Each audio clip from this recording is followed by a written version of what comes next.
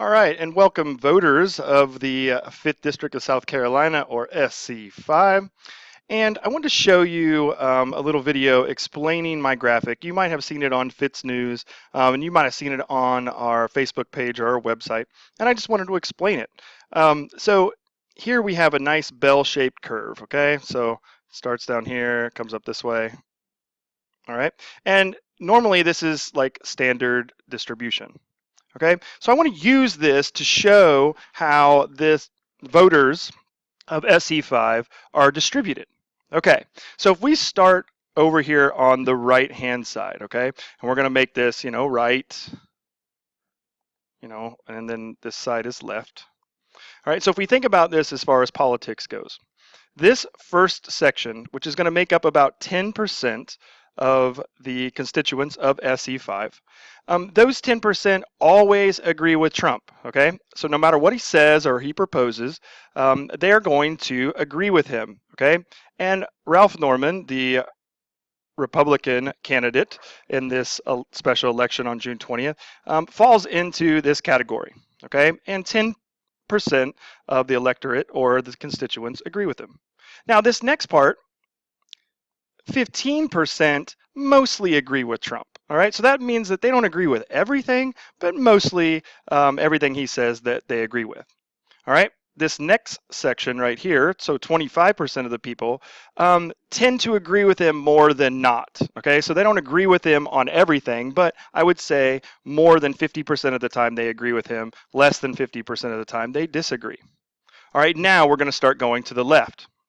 Now, if I work to the far left and go to the right, this 10% of the population, they disagree with everything that Trump says or proposes, okay? And the Democratic nominee, Archie Parnell, also fits into this category. And you could see on his mailings or whatever, it says, we need to stand up to Trump, all right? So he's going to disagree with everything that Trump proposes. All right. Now, this next section here, this 15%, they mostly agree or disagree with Trump. Okay. So they might agree with one or two things that he does, but they mostly disagree. And then this last section, again, 25% of us tend to disagree more than they agree. Okay, it's pretty close again, but they tend to, it might be 51% of the time they disagree with him and 49% they agree. Okay, so that's how this thing is broken up.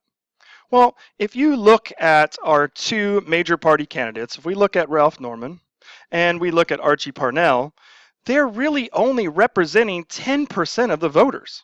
Right? So 10% of our voters actually agree with everything that Trump says, and 10% of our voters actually disagree with everything that Trump says.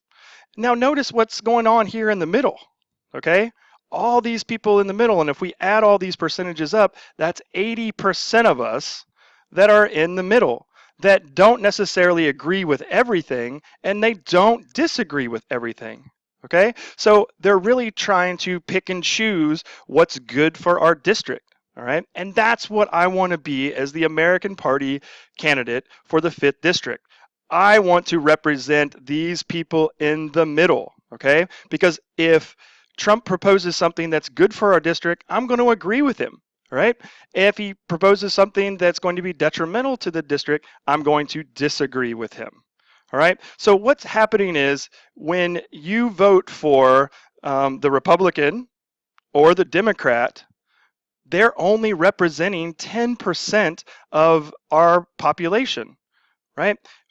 And it makes more sense if we vote for the American Party candidate, all right, that can represent the 80%. Okay, so who would you rather have you representing? Somebody that's always going to vote in favor of 10% of the population, or somebody that's going to listen to the 80% to figure out whether or not what President Trump is proposing is going to be good or bad, right? These people, the 10% that's on Ralph Norman's side, they're going to agree with everything he says, no matter what it is. No matter if it's good for us or bad for us, they're always going to agree.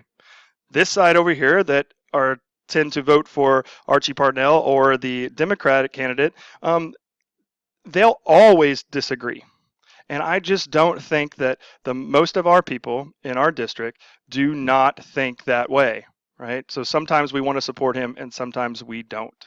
All right. So the message is really clear when you look at this graphic that majority of the people of SC5 fit into one of these four categories, which means that they don't always agree and that they don't always disagree.